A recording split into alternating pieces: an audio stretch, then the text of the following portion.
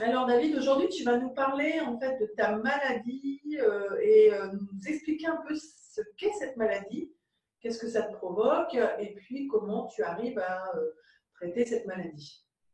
Alors, j'ai une maladie infectieuse chronique des intestins. Donc, dans la même famille, on y retrouve la maladie de Crohn, très connue, où là, les intestins sont poreux.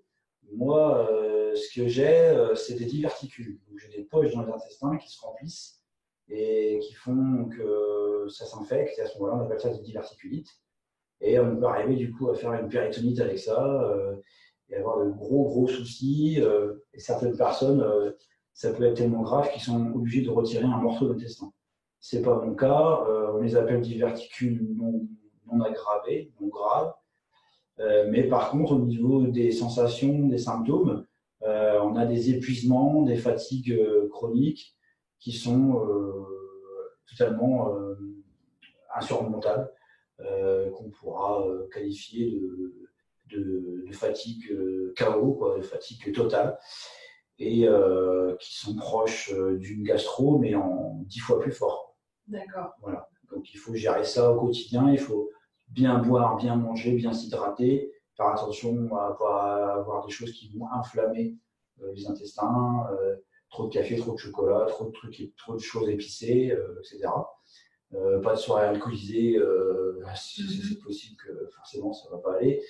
Les alcools forts, tout ça, fumer le cigare, enfin tout ce qui et peut. Le stress aussi peut-être. Alors le stress, a priori, oui, puisqu'il paraît qu'il a cette maladie psychosomatique, puisque les intestins, maintenant on dit de plus en plus c'est le deuxième cerveau, mais pas forcément, puisque j'ai eu plein de cas où j'étais très bien et c'est arrivé quand même que j'ai des crises de manière inattendue. Donc il faut que je la gère et puis voilà, c'est tout. Et depuis quand tu as découvert que tu avais cette maladie? La première fois qu'on a mis un nom dessus, c'était en 2011. Je revenais d'un voyage à l'île Maurice. 15 jours après être revenu, j'ai eu un souci. Le médecin a d'abord traité la chose en étant pas sûr, mais en pouvant diagnostiquer sur plusieurs plans. Donc, il a cru que c'était un virus qui était incubé, enfin donc un ver solitaire. Vu que ça peut s'incuber au bout de 15 jours, ça pouvait être ça. Et en fait, c'était pas ça non plus. Et c'est là qu'il s'est rendu compte que j'avais attrapé des diverticules qui étaient dus à mes intestins. Se sont fatigués et ça a provoqué ça. Normalement, ça arrive à des gens assez âgés, mais pas forcément en fait. De plus en plus à des gens jeunes, puisque ça m'est arrivé à 34 ans. Et déjà en 2008, avant ça, j'avais déjà eu un épisode bizarre où pendant une semaine, j'avais été complètement KO et on avait mis ça sur le compte d'une intoxication alimentaire. Mais c'était quasiment les mêmes symptômes. D'accord. Et quels sont les traitements que tu as en tant que médicament en fait? Qu'est-ce qu'on te conseille de prendre comme médicament? Les médicaments, en fait, il faut traiter d'abord l'infection. Donc, c'est antibiotique, amoxicilline ou Flagyl, qui est antiseptique en même temps, mais qui est très lourd et très épuisant. Et c'est surtout aussi l'infection qui épuise. Et donc, le médicament, on est obligé de le prendre pour éviter que ça s'infecte plus. Et après, quand on a fini cette période à base d'antispasmiques avec Dicetel, Flagyl ou autre chose, vous avez aussi un traitement de fond. Vous avez en général une semaine, 10 jours de traitement, ça dépend de l'infection. Puis ensuite, vous avez un traitement de fond avec homéoprazole, ultralevure, donc des médicaments qui vont fortifier la flore intestinale ou des gastro-résistants, des choses comme ça. Et puis toute l'année, dès qu'on a un début de crise, c'est paracétamol et puis Spasfon. Et par contre, Smecta, c'est interdit dans le sens où ça accélère encore plus la crise. Par contre, il y a des aliments avec le temps qui m'ont permis de faire passer les médicaments ou la crise. C'est-à-dire que là, le miel cicatrise. Je me suis rendu compte qu'en mangeant du miel liquide, ça cicatrise mieux. Et puis ça fluidifie la digestion, tout ça. Et les petits Suisses, je ne sais pas pour quelle raison, mais les petits Suisses me font du bien. D'accord. Alors, nous nous sommes rencontrés il y a à peu près 2 ans et demi, 3 ans, je ne sais plus exactement, pour une présentation du concept de mon activité. Et lors de cette présentation, en fait, je t'ai parlé de plantes, et notamment que l'aloe vera pourrait te faire du bien, en fait, par rapport à cette maladie. Comment ça s'est passé pour toi après, donc après cette présentation? Alors la présentation que tu m'as fait au début, forcément, comme tout à chacun, on est très sceptique, on n'y croit pas, il n'y a pas de raison qu'il y ait une potion magique qui existe. Surtout qu'après, au bout de 5 ans, avoir fait des coloscopies, puis tout un tas de choses qui sont obligatoires dans mon cas, passer par la case urgence 20-30 fois en 5 ans, vous êtes habitué à entendre parler de oui, on va faire un scanner, oui, on va faire un IRM, oui, monsieur, vous avez un problème, je vous donne une perf et ça ira mieux. Puis après, il faudra voir votre médecin. Et à chaque fois, ou même le gastro-entérologue vous dit bah, c'est comme ça, puis c'est tout. Alors, le fatalisme, c'est compliqué à se résoudre, à dire bah, ça sera comme ça jusqu'à la fin de mes jours. Et en fait, il n'y a pas de raison qu'une plante vous fasse quelque chose. Donc, quand je t'ai rencontré, je dis ok, on verra. Déjà, je voulais pas être entre guillemets vendeur d'un truc, un vendeur d'un produit X ou Y, j'étais déjà vendeur.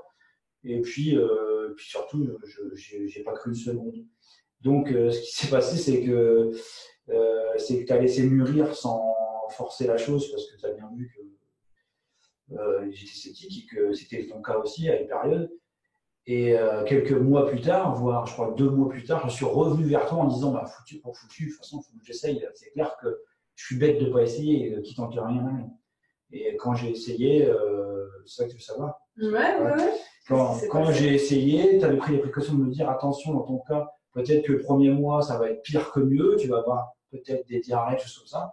Et en fait, au bout de 3 jours, je dis bien 3 jours, parce que en 3 jours, je me suis rendu compte que ça m'a fait du bien. Et peut-être que déjà la première prise, déjà, il y avait un changement. Mais au bout de 3 jours, je me dis c'est bizarre, je vais bien. C'est bizarre, je suis pas fatigué, c'est bizarre, j'ai la pêche. Et en plus, j'ai pas de boulot d'estomac, j'ai pas de remontée gastrique. J'ai l'impression d'être réveillé du soir au matin, je suis bien, j'ai pas de. Voilà, j'ai plus cette attitude de mollasse. Du matin au soir, peut-être. J'ai dit du soir au matin. Si tu es réveillé du soir au matin. Oui, je vais beaucoup mieux. Et au bout de 3 jours, je me rends compte que c'est mieux. Et depuis 3 ans, je n'ai pas loupé une journée de cette prise d'aloe vera. D'ailleurs, tu m'avais envoyé un petit message qui m'avait vraiment fait plaisir. C'est merci beaucoup pour cette potion magique. Oui. Je vais beaucoup mieux tous les jours. Voilà, ça m'avait fait plaisir. Et quelques temps après, tu m'avais envoyé un autre message comme quoi tu avais envie de rejoindre notre équipe dans cette activité de bonheur. Je ne sais plus comment tu avais dit exactement les choses, mais oui, passer dans le monde en fait des gens heureux. Voilà. C'était ça. Passer dans le monde des gens heureux. Donc ce que nous faisons aujourd'hui avec David, voilà, on le forme donc un peu plus à utiliser les produits au quotidien, à en parler autour de lui. Et puis à partager ce concept de Forever qui est de faire du bien autour de nous, se faire du bien. Faire du bien autour de nous, santé physique, santé financière, etc. En fait, hein. Et donc, on apprend ensemble ce métier.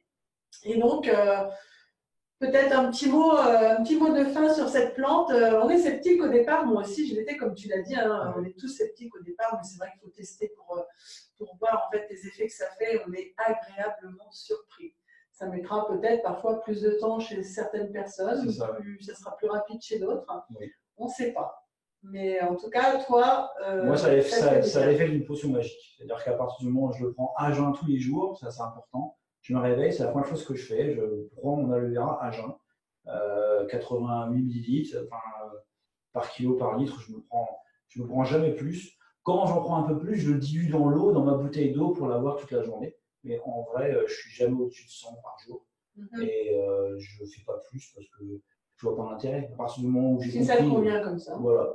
J'ai compris, ça fonctionne comme ça. Ça me fait, en plus, psychologiquement, on se dit, bah voilà, même si j'ai une vraie grosse crise parce que j'ai fait un gros écart, et ben le lendemain, je sais que j'ai un remède. Donc, c'est royal. Attention quand même de ne pas abuser des crises. Je ne fais pas de crise. De toute façon, par rapport à ce que je vivais avant, ça n'a strictement rien à voir. Ça a vraiment un effet très, très positif. D'accord. Voilà. Donc, on conseille à tout le monde de boire l'aloe vera. Il faut en boire. Toujours. Même quand on est en pleine forme. Même quand on est en pleine forme, on booste ses défenses C'est ça, immunitaires. exactement. Voilà, pour passer l'hiver tranquille, sans avoir de gastro, de grippe, de rhume, d'angine, etc. Et pour être en forme toute l'année, tout simplement. Voilà, donc pas de danger d'en prendre tous les jours. La preuve, parce que moi j'en prends tous les jours, David en prend tous les jours. On n'est pas obligé de faire uniquement des cures de 3 mois. Mais voilà, il n'y a pas de contre-indication à en prendre régulièrement tous les jours. Voilà. Merci David. Merci à vous.